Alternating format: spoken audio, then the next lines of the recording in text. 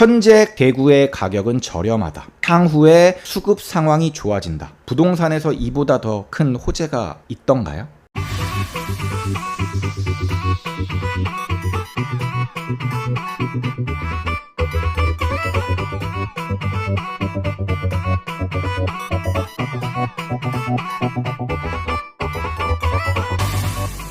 안녕하세요. 대한민국 1호 초이스 헬퍼이자 부동산 가치평가사 시크릿브라더입니다. 지난 영상들에서 제가 전국 시황을 하나씩 정리를 해드리고 있는데요. 오늘은 대구광역시를 한번 다뤄보겠습니다. 현재 대한민국 주요 도시들의 부동산 분위기는 어떤지 이번 시리즈물로 깔끔하게 정리가 되셨으면 좋겠습니다.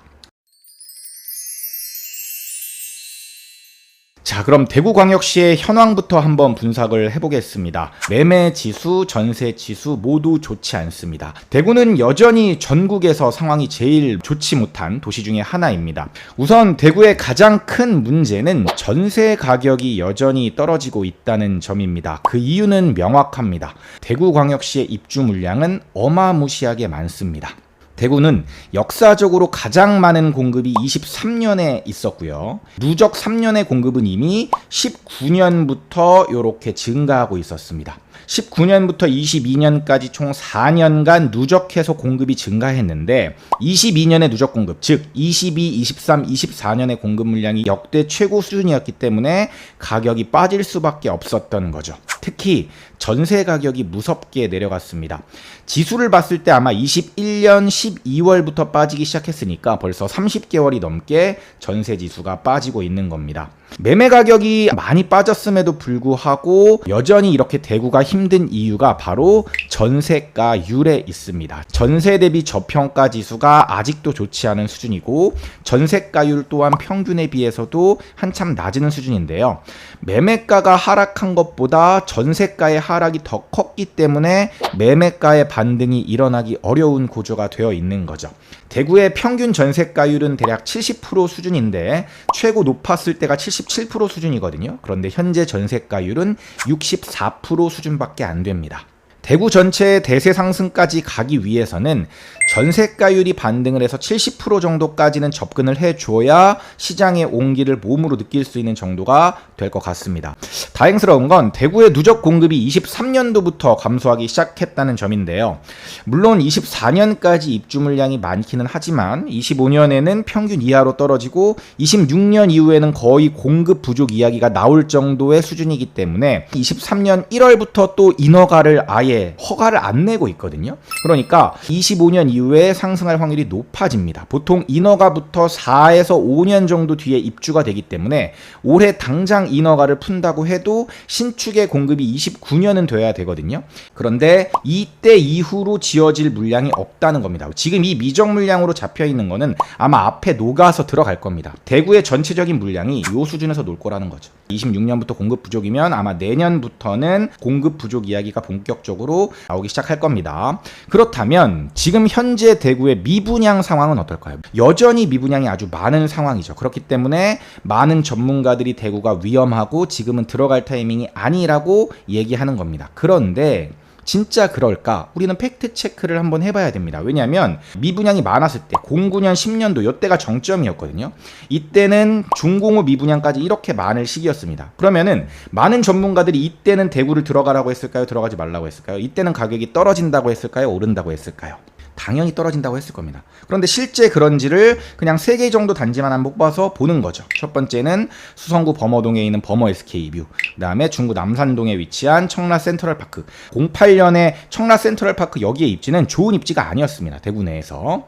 월성동의 월성프루지오, 여기는 뭐 이제 월배지구에 있고 워낙 학군지로 유명하고 대구에서 나름 그래도 선호도가 있는 이 3개 단지는 모두 미분양이 정점이었던 09년과 10년 요 사이에 가격이 오히려 올랐습니다. 이게 팩트라는 겁니다. 현재 미분양보다 무려 1.5배 정도가 많았음에도 불구하고 개별 단지의 가격이 빠지지 않고 올랐다라는 겁니다. 물론 큰 폭으로 오른 건 아니긴 하지만 어쨌든 떨어지지 않고 올랐다라는 게 중요한 거죠.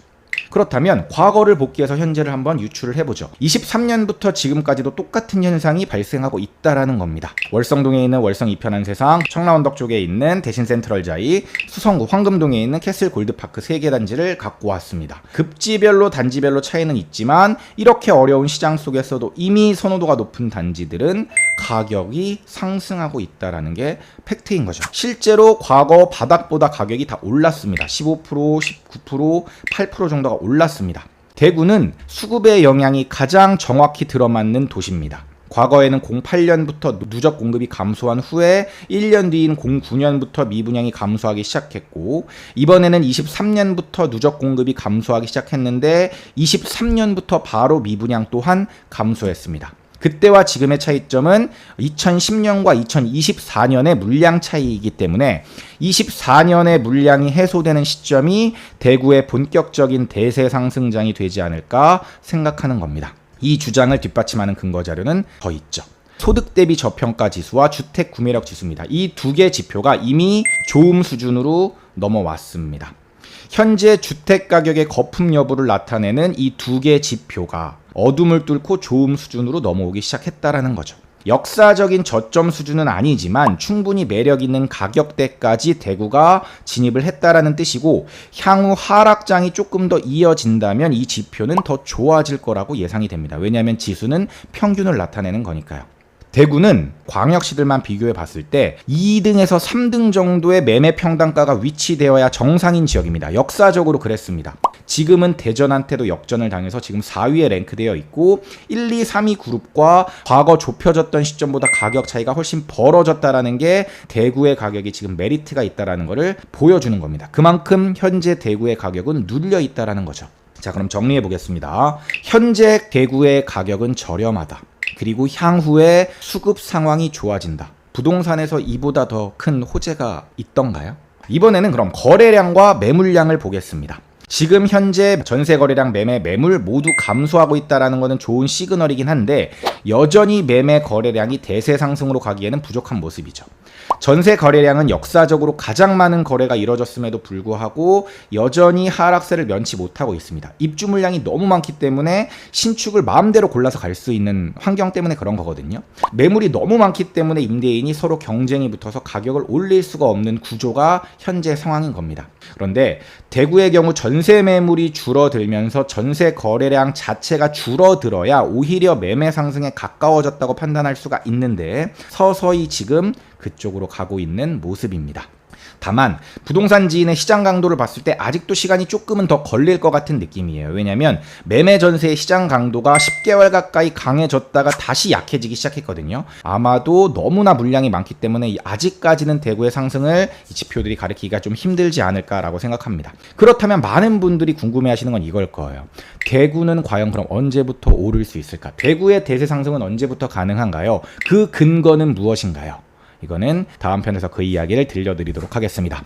오늘 영상이 도움이 되셨다면 구독, 좋아요, 알림 설정까지 부탁드리고요. 고정 댓글에 강의에 대한 정보는 나와 있으니까 강의에 관심 있으신 분들은 시크릿 클래스 사이트에 접속하셔서 원하시는 지역에 대한 강의를 수강하셨으면 좋겠습니다. 이제 서울 수도권의 7억 이하 단지 20개 단지를 찍어드리는 강의도 있으니까 그 강의도 많은 관심 부탁드리겠습니다. 저는 지금까지 시크릿 브라더였습니다. 감사합니다.